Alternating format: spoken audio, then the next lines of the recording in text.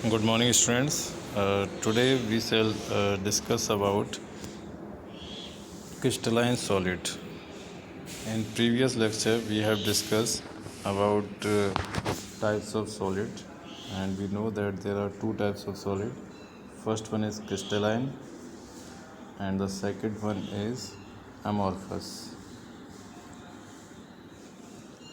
और हमें पता है कि अमॉर्फस जो सॉलिड हैं, है ना, ये सॉलिड ट्रू सॉलिड नहीं है, ये फॉल्स सॉलिड होते हैं, क्योंकि इसमें कोई रेगुलर पैटर्न नहीं होता, कोई सिस्टम नहीं है, कोई लॉजिक नहीं है इनके कांस्टेंट पार्टिकल और स्ट्रक्चर्स में।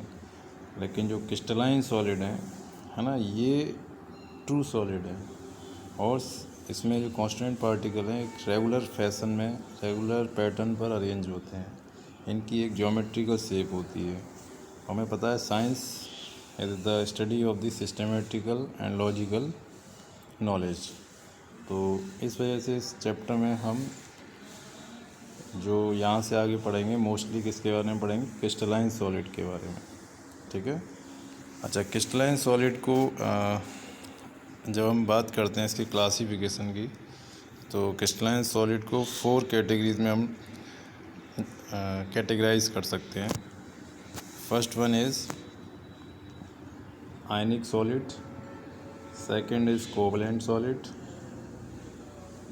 Third one is metallic solid and molecular solid.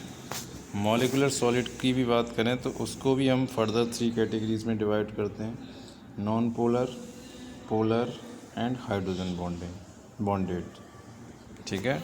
अब देखिए इसको हम वैसे तो देखिए इसके बारे में पूरे मैंने आपको नोट्स दिए हुए हैं, उन नोट्स को आप पढ़ना। देखिए ये नोट्स हैं,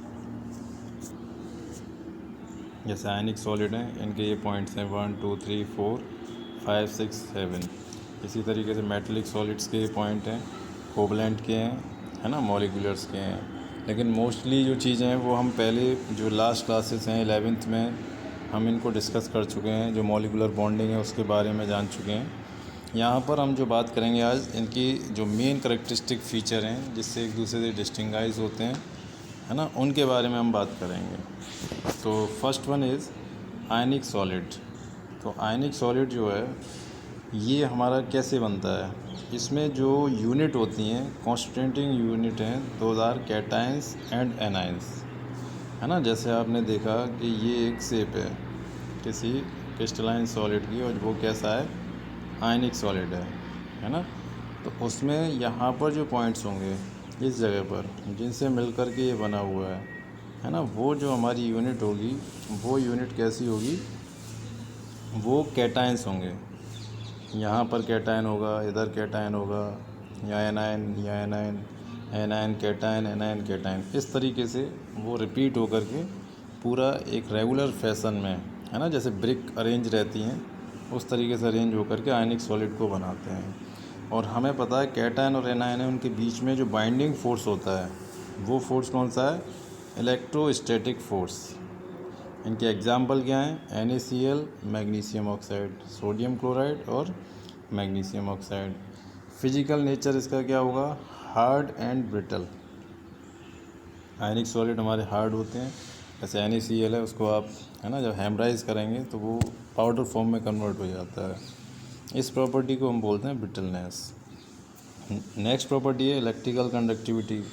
तो देखिए ये बहुत इम्पोर्टेंट प्रॉपर्टी है, क्योंकि आयंस इसमें होते हैं और हमें पता है ions are the conductor of electricity. लेकिन जब ये सॉलिड स्टेट में होते हैं तो सॉलिड स्टेट में ये इंसुलेटर होते हैं। क्यों?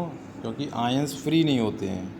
तो आयंस को फ्री करने के लिए हम या तो उसको हीट करें तो वो लिक्विफाई हो जाए, या उसको हम सॉल्यूशन स्टेट में ले आएँ किसी में डिज़ोल्व करके, तो आयंस फ्री हो जाते हैं। ठीक है। तो ये बहुत इंपॉर्टेंट पॉइंट है कि सॉलिड स्टेट में वो इंसुलेटर होते हैं, लेकिन लिक्विड स्टेट में वो कंडक्टर होते हैं इलेक्ट्रिसिटी के। मेल्टिंग पॉइंट इनका हाई होगा क्योंकि इनके बीच में इलेक्ट्रोस्टैटिक फोर्स वर्क करता है ना। मेल्टिंग का मीनिंग क्या है कि ये जो पार्टिकल हैं प्लस नेगेटिव, है ना, उनको दूर करना है। जितने दूर हो जाएंगे उतने वो लिक्विड के क्लोज आ जाएंगे, और इसको दूर करने के लिए हमें क्या करना पड़ेगा, इलेक्ट्रोस्टैटिक फोर्स के अगेंस्ट वर्क करना होगा। ठीक है। Second one is covalent solid. Covalent solid जैसे हमारा हम बात करें यहाँ पर हाइड्रोजन क्लोराइड, ठीक है। तो इनके बीच में जो बॉन्डिंग है वो क्या है, एटम्स होते हैं, नॉन मेटलिक। देखिए ये भी नॉन मेटल है, ये भी नॉन मेटल है, और ये अपना ऑक्टेट कंप्लीट करने के लिए इलेक्ट्रॉन को शेयरिंग करते हैं। तो शेयरिंग वाले जब बॉन्डिंग होती है तो उसको हम बोलते हैं कोवलेंट बॉन्डिंग। एग्जांपल देखिए, डायमंड, ग्रेफाइट, क्वार्ट्ज और जितने भी कोवलेंट सॉलिड हैं जो हमें सॉलिड स्टेट में मिलते हैं, जैसे यूरिया हो गया। अच्छा, ये हार्ड भी होते हैं लेकिन जनरली ये इन बिटवीन होते हैं। जैसे ग्रेफाइट है, उससे हम पेंसिल बना सकते हैं, लेकिन डायमंड है वो सबसे हार्डेस्ट सब्सटेंस होता है, क्योंकि इसमें नेटवर्किंग जो होती है वो बिल्कुल फिक्स होती है, परफेक्ट क्रिस्टलाइन होता है डायमंड। क्वार्ट्ज जो आपकी वॉचेज होती हैं, है ना, उसमें यूज होता है, और क्वार्ट्ज ग्लास का भी एक पार्ट है। ये इंसुलेटिंग और कंडक्टर दोनों ही कैटेगरी में लाई कर सकते हैं, डिपेंड करते हैं कि इसके अंदर फ्री इलेक्ट्रॉन्स हैं या नहीं हैं। अगर फ्री इलेक्ट्रॉन्स होंगे तो कंडक्टर होंगे, जैसे ग्रेफाइट, और जब फ्री इलेक्ट्रॉन्स नहीं होते हैं, टेट्रावैलेंसी में जाते हैं, जैसे डायमंड की जो स्ट्रक्चर है, तो वहाँ पर ये इंसुलेटर होगा। इसका जो बॉइलिंग पॉइंट है वो बहुत हाई होता है, मेल्टिंग पॉइंट बहुत हाई होता है। डायमंड को आपको मेल्ट करना है तो 3300 डिग्री सेंटीग्रेड से ऊपर टेम्परेचर आपको चाहिए होगा।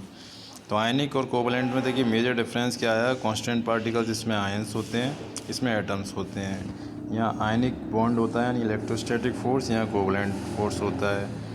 और ये सॉलिड स्टेट में कंडक्टर नहीं होते हैं, इंसुलेटर होते हैं, केवल लिक्विड में होते हैं। ये इंसुलेटर और कंडक्टर होते हैं, है ना, दोनों ही कैटेगरी में आ सकते हैं। मेल्टिंग पॉइंट कोवलेंट का और ज़्यादा हाई होता है। देखिए रीज़न क्या है, यहाँ पर केवल जो चार्ज हैं वो एक दूसरे को अट्रैक्ट कर रहे हैं, लेकिन कोवलेंट में क्या होता है, इस तरीके से इंटरमिक्सिंग होती है, ओवरलैपिंग होती है, और जो ओवरलैपिंग होती है तो उससे जो पेनिट्रेशन है वो इंक्रीज़ हो जाता है, वो एक दूसरे के ज़्यादा क्लोज आ जाते हैं।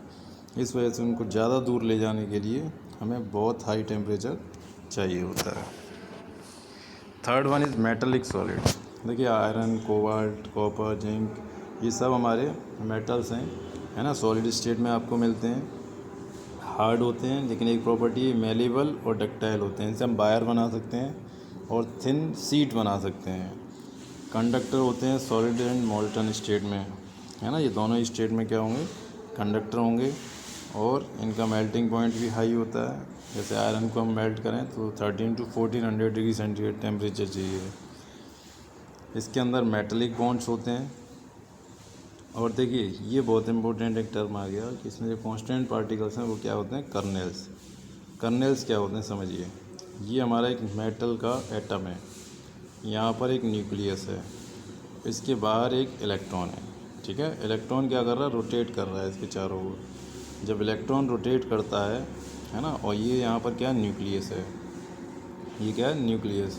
अगर हम इसमें से जो आउटर मोस्ट बैलेंस इलेक्ट्रॉन है ना, उसको हटा दें, देखिए हम क्या कर रहे हैं, बैलेंस इलेक्ट्रॉन हमने हटा दिया, अब जो बचा वो कर्नेल होता है, ठीक है। कर्नेल के चारों ओर क्या होते हैं, फ्री इलेक्ट्रॉन्स होते हैं इस तरीके से, और ये फ्री इलेक्ट्रॉन्स ही क्या करते हैं, मेटलिक बॉन्ड बनाने में हेल्प करते हैं और कंडक्शन में हेल्प करते हैं, ठीक है। तो कर्नेल समझ में आ गया, पूरे एटम का वो पार्ट जो बैलेंस बाहर वाले इलेक्ट्रॉन्स को छोड़ के रहता है, वो हमारे क्या होते हैं, मेटलिक कर्नेल्स होते हैं। इस तरीके के कर्नेल्स आपको मिल जाएंगे मेटल्स के अंदर, है ना, और ये चारों तरफ फ्री इलेक्ट्रॉन्स होते हैं, जिसकी वजह से कंडक्शन होता है इलेक्ट्रिसिटी का। Next one is molecular solid. Molecular solid की हम बात करें तो मॉलिक्यूलर सॉलिड हमारे 3 कैटेगरीज में लाई करते हैं, non polar, polar, hydrogen bonded. Non polar में क्या होते हैं, एटम्स ऑफ नोबल गैस और नॉन पोलर मॉलिक्यूल्स, जैसे H2, I2, CO2, जिनकी इलेक्ट्रोनेगेटिविटी क्या है, सेम होती है। हाइड्रोजन का हाइड्रोजन से हमने कनेक्ट कर दिया, तो ये कैसा नॉन पोलर हमारा सॉलिड फॉर्म हो गया। ऐसे ही पोलर में क्या है, HCl, है ना, यहाँ पर हाइड्रोजन और क्लोरीन दोनों कैसे हैं, पोलर हैं। हाइड्रोजन बॉन्डेड, आइस के अंदर, आइस जो होती है सॉलिड स्टेट में मिलती है ना, तो वो कैसा हाइड्रोजन बॉन्डेड है। अच्छा, ये सब हमारे क्या हैं, ये सॉफ्ट होते हैं, ये थोड़ा हार्ड होता है क्योंकि हाइड्रोजन बॉन्डिंग जो लंदन फोर्सेस हैं, वान डेर वाल्स फोर्सेस हैं, उसका सबसे एक्सट्रीम है ना स्ट्रॉन्ग बॉन्ड होता है। सारे इंसुलेटिंग होंगे। मेल्टिंग पॉइंट सोचिए क्या होगा, लो होगा। क्यों होगा? क्योंकि इनके बीच में जो फोर्स है that is low. Non polar में लंदन फोर्सेस, पोलर में dipole dipole van der Waals interactions होते हैं, हाइड्रोजन बॉन्डेड में हाइड्रोजन बॉन्डिंग। कांस्टेंट पार्टिकल्स सभी में मॉलिक्यूल्स होते हैं, मॉलिक्यूल्स के बीच में ये फोर्स फैक्टर्स हैं। ठीक है, तो आज हमने जो कंपैरिजन किया है क्रिस्टलाइन सॉलिड का, इस पूरे चैप्टर में आप क्रिस्टलाइन सॉलिड को ही स्टडी करेंगे, अमॉर्फस को नहीं पढ़ेंगे। अमॉर्फस की केवल एक डिफरेंस क्या है क्रिस्टलाइन से, केवल वही इसमें जानेंगे, नहीं तो पूरा जो सॉलिड स्टेट है वो क्रिस्टलाइन सॉलिड के लिए, क्योंकि यहाँ पर कुछ ऐसा है जिसको हम स्टडी कर सकते हैं, कुछ ऐसी प्रॉपर्टीज़ हैं जिनको हम जान सकते हैं। ठीक है, और यहाँ हमने जो बात की क्रिस्टलाइन सॉलिड की, उसमें इनकी कांस्टेंट पार्टिकल्स, बॉन्डिंग कौन कौन सी होती है, और इलेक्ट्रिकल कंडक्टिविटी ये शो करेंगे तो किस कंडीशन में शो करेंगे, और मेल्टिंग पॉइंट इनके हाई या लो होंगे तो क्यों होंगे। ठीक है, इसको आप प्रिपेयर करिए, और जो मैंने नोट्स आपको दिए हैं है ना, उससे आप इसको एक बार और स्टडी कर सकते हैं। कोई पॉइंट्स है जो आपको समझना है ना, you may write to me. ठीक, थैंक यू।